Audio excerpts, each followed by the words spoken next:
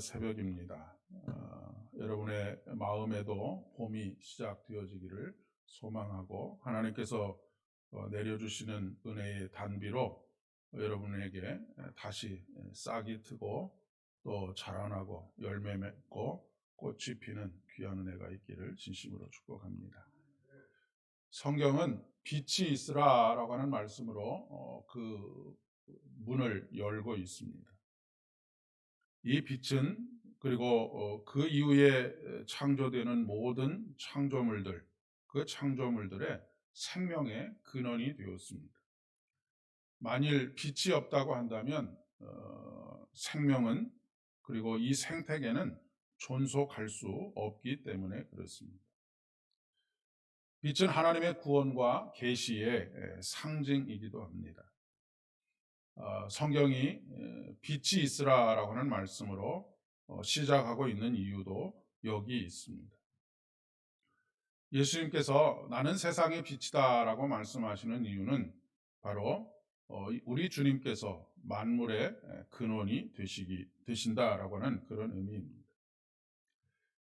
요한복음 1장 4절로부터 5절까지의 말씀에 보면 말씀은 세상에 생명을 주는 빛이고 이 빛은 어두움을 비추고 있다라고 그렇게 말씀하십니다.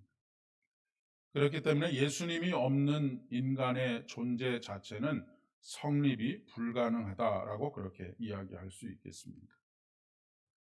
오늘 본문에 있는 말씀처럼 어둠에 비치는 하나님의 말씀이신 예수 그리스도를 받아들이지 않은 바리새인들처럼 인생은 절망의 나락으로 그 절망의 나락이라고 하는 것은 인간 소외의 자리로 떨어진다라고 하는 것입니다. 인간 소외라고 하는 것은 분리된다라고 하는 그런 의미입니다. 그래서 무엇으로부터 분리되느냐면 바로 하나님으로부터 분리된다라고 하는 것이고 하나님으로부터 분리된다라고 하는 것은 곧 생명으로부터 분리된다라고 하는 그런 이야기입니다.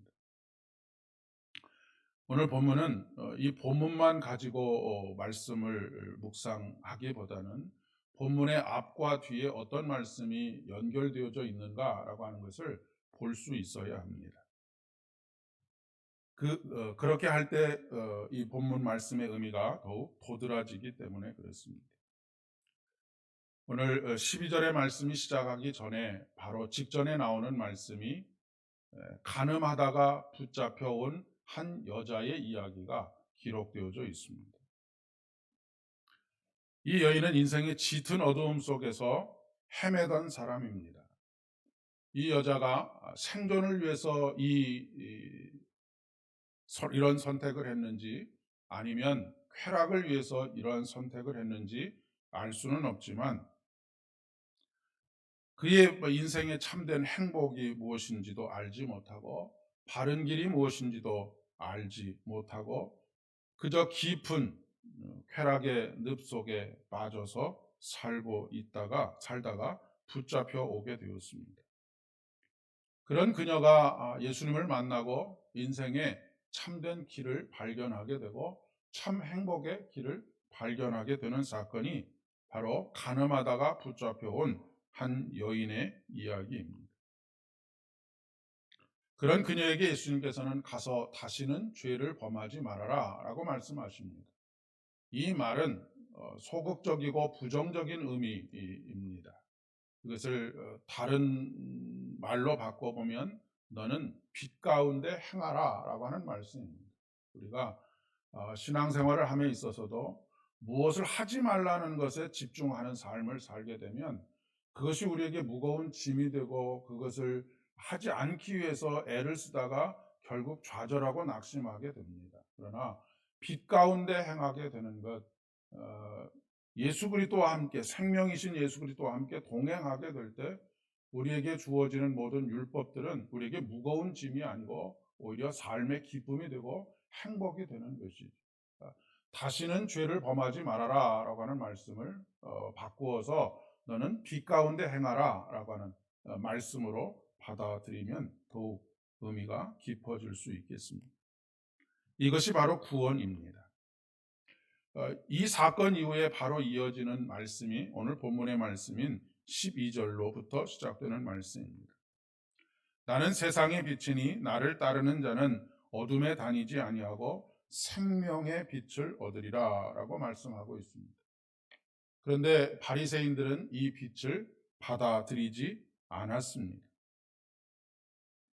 그런 바리새인들에게 이렇게 말씀하시죠. 내가 가리니 너희가 나를 찾다가 너희 죄 가운데 죽겠고 내가 가는 곳에는 너희가 오지 못하리라 라고 말씀하십니다. 예수님께서 가시는 곳이 어디입니까? 우리가 통상적으로 생각하는 천국입니다. 하나님께서 다스리시고 생명의 빛으로 날마다 비추어 주시는 바로 그것이지요.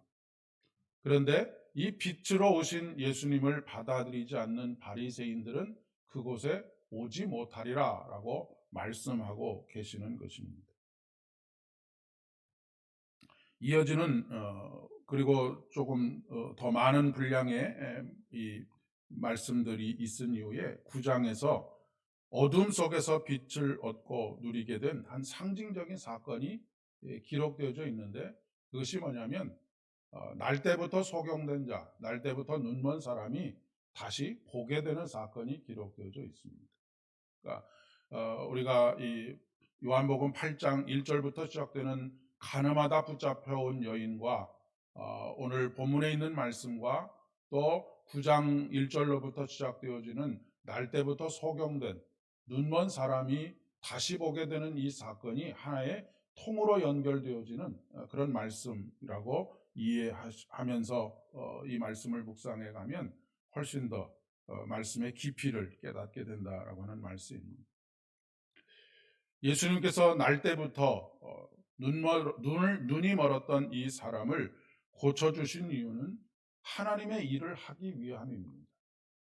여기서 말하는 하나님의 일이라고 하는 것은 바로 자신을 세상의 빛으로 드러내는 것, 계시하는 것을 말하는 것입니다. 그러니까 요한복음이 특별히 주목하고 있는 것은 세상에서 벌어진 어떤 기적적인 일들, 그런 일들에 주목하고 있는 것이 아니라 그 일들이 무엇을 향하고 있는지를 가르쳐주고 있는 표적에 대한 말씀을 하고 있는데 바로 앞뒤의 사건들이 다 바로 하나님의 빛 되심을 드러내는 사건, 이 사건의 그 수단으로 그렇게 사용되어지고 있다라고 하는 것을 말씀하고 있는 것이죠. 그럴 뿐만 아니라 바리새인들이 네가 하나님께로부터 온 증거를 내게 보이라라고 하는 말씀에 대한 응답이기도 합니다. 특별히 예수님께서는 날 때부터 눈먼 이 소경된 사람을 어디로 보내시느냐면 실로암 연못가로 보내십니다. 이 실로암이라고 하는 말은 본래 히브리어인 실로아라고 하는 말을 헬라어로 번역한 말인데 그 의미가 무엇이냐면 파견된 사람이라고 하는 의미를 가지고 있습니다.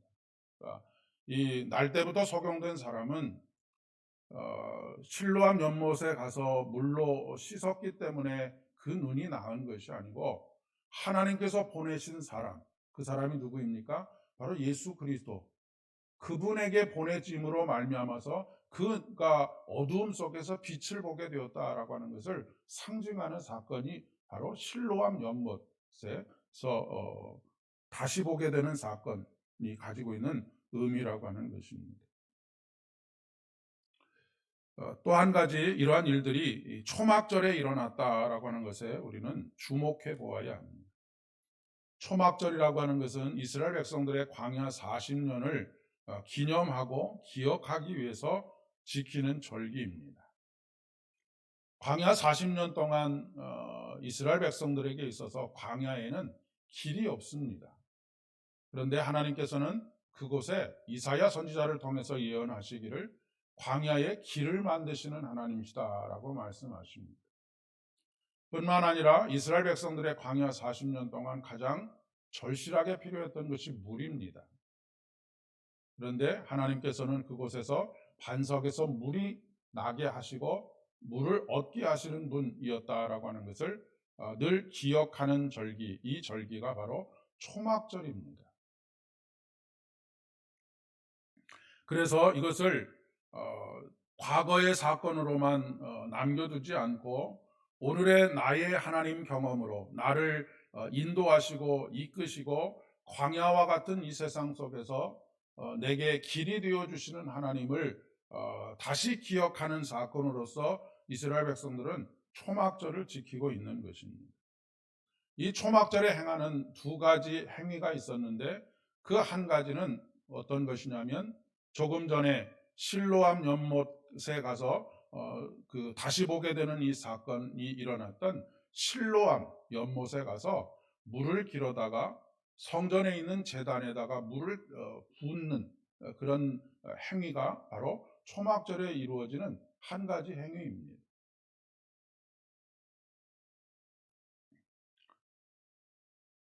이것은 더 한 걸음 더 나아가면 우리를 위해서 관제로 부으심을 받으신 예수 그리스도의 십자가의 사건과도 연결이 된다라고 그렇게 이야기를 할 수가 있겠습니다.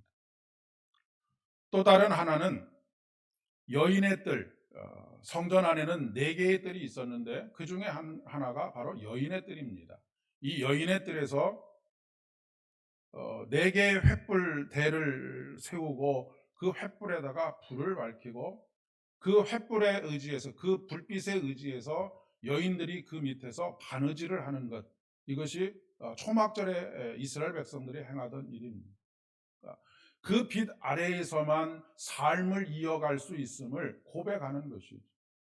그리고 이것이 어디로부터 유래된 것이냐면 하나님께서 이스라엘 백성들의 40년의 광야의 삶 속에서 낮에는 구름 기둥으로 밤에는 불 기둥으로 그들을 인도하셨다라고 하는 것을 상징적으로 보여주는 사건이 바로 이러한 일입니다.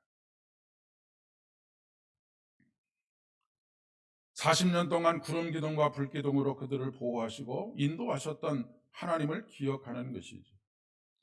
우리가 절기를 지킨다라고 하는 것은 과거에 그런 일이 있었구나라고 하는 것을 기억하는 것에서 그치는 것이 아니고 현재 내 삶에서 그러한 일들을 이루어 가시는 하나님과 함께 그때의 그 하나님께서 오늘의 나와 함께 동행하신다라고 하는 것을 경험하는 것입니다. 그렇기 때문에 우리의 구원은 일회적인 것으로 끝나서는 안 되는 것이죠. 내가 언제 구원을 받았지, 내가 청년 때 언제 하나님께서 나를 만나 주시고 내가 구원을 받았지라고 하는 것에서 끝나는 것이 아니라고 하는 것입니다. 우리는 늘 이미와 아직의 긴장 관계 속에 있습니다. 물론 이미와 아직이라고 하는 것이 우리의 구원의 미완성을 이야기하는 것이 아니고 우리는 여전히 구원의 은혜 가운데서 오늘을 살아가고 있다라고 하는 것입니다. 이미 구원을 받았고 또 오늘도 또 내일도 모레도 여전히 하나님의 구원의 빛 아래에서 살고 있다라고 하는 그런 의미를 담고 있다라고 하는 것이죠. 40년을 동행해 주셨던 우리 주님과 우리들 또한 지속적으로 동행하는 것을 말하는 것입니다. 이스라엘 백성들을 위한 구원의 사건은 홍해를 가르시고 홍해를 건너는 것에서 끝난 것이 아니고 이스라엘 백성들의 광야 40년 동안 구원을 이루어 간다라고 하는 것은 현재 진행형으로 그 구원을 누리면서 살아가게 하신다라고 하는 그런 의미인 것과 마찬가지로 우리가 처음 하나님을 만나게 되고 구원의 기쁨과 감격으로 노래했던 그날로 우리의 구원은 맞춰진 것이 아니고 오늘도 그 구원의 감격 속에서 오늘을 살아가게 하시는 것, 그것은 바로 빛 대신 내 발의 등이 되시고 내 길의 빛이 되시는 그 하나님과 매일 매순간 발걸음을 함께 동행하는 삶을 살아가는 것이라고 하는 것을 말씀하시는 것입니다. 하나님은 출애굽한 이스라엘 백성들과만 동행하시는 것이 아니라 오늘 우리들과도 구름 기둥과 불 기둥으로 우리와 우리의 삶을 비추시고 우리의 삶을 보호하시는 하나님이십니다. 그래서 조금 전에 말씀드렸던 것처럼 시인은 시편 119편 105절의 말씀에서 주의 말씀은 내 발의 등이요 내 길의 빛이니이다 라고 그렇게 고백하고 있는 것이죠. 내 발의 등이다 라고 하는 것은 매번 발걸음 한 걸음을 한 걸음을 내디딜 때마다 우리 주님께서 내 발에 디뎌야 할 그곳을 비추고 계시다라고 하는 그런 의미입니다. 그런데 이 빛이 없으면 우리는 길을 잃어버리게 되고 어둠 속에서 방황할 수밖에 없게 되는 것이죠. 그런 의미에서 참 사람들의 삶은 무식하면 용감하다라고 하는 말의 표현처럼 내 발의 등을 내 발을 비추어 주시는 한 걸음 한 걸음을 내딛게 하시는 그 예수 그리스도와 동행하지 않으면서 하루를 산다라고 하는 것처럼 용감한 일이 어디 있겠습니까? 오늘도 내 발의 등이 되시고 내 길의 빛이 되시는 우리 주님과 함께 동행하는 복된 발걸음 되실 수 있기를 진심으로 축복합니다. 그리고 마지막으로 한 가지는 우리 주님께서는 너희는 세상의 빛이다라고 말씀하십니다. 지금은 스위치만 다 키면 불이 들어오지만 예수님 당시에는 우리나라도 그렇게 오랜 시간 전도 아니죠. 등불을 켜면서 살았던 그런 시대입니다. 등불을 켜는 이유가 무엇입니까? 방안을 밝게 하기 위해서 등불을 켜는 것이 아니겠습니까? 그런데 방안을 밝게 하기 위해서 켜는 등불을 등경으로 이렇게 덮어 놓으면 그 불이 어떻게 되겠습니까? 꺼져버리고 말겠죠. 등불을 등경 아래 두기 위해서 켜는 사람은 아무도 없습니다. 이 말은 무엇이냐면 등불을 켜는데 등불을 켜는 이유가 등불을 끄기 위해서 등불을 켜는 사람은 아무도 없다라고 하는 그런 의미입니다. 예수님 당시에는 등불을 끌 때 냄새를 막기 위해서 이렇게 돛박으로 그 불을 덮었는데 그런 어리석은 일들을 하지 말아야 한다라고 하는 것이죠. 우리가 빛 가운데 살게 하신 이유가 바로 여기 있다라고 하는 것입니다. 하나님께서 우리에게 빛을 비추신 이유는 그 빛을 끄기 위해서 우리에게 빛을 비춰주신 것이 아니고 방안을 환하게 하기 위해서 우리에게 빛을 비추셨다라고 하는 것이죠. 그러니까 우리에게 빛을 비추신 이유는 우리를 통해서 세상이 빛나도록 하기 위해서 그렇게 우리에게 빛을 비춰주셨고 너희는 세상의 빛이다라고 말씀하신 것입니다. 우리는 예수님의 제자들처럼 이제부터 우리 한 가정을 비추는 빛으로, 교회를 비추는 빛으로, 우리의 일터를 비추는 빛으로 그렇게 그런 삶을 살아가야 하겠습니다. 근데 여기서 빛을 비춘다라고 하는 것은 나를 비추는 것이 아니고 내 안에 계시는 본질, 바로 예수 그리스도를 비추이는 것이지. 나를 비추려고 할 때 많은 갈등과 분란이 생기게 됩니다.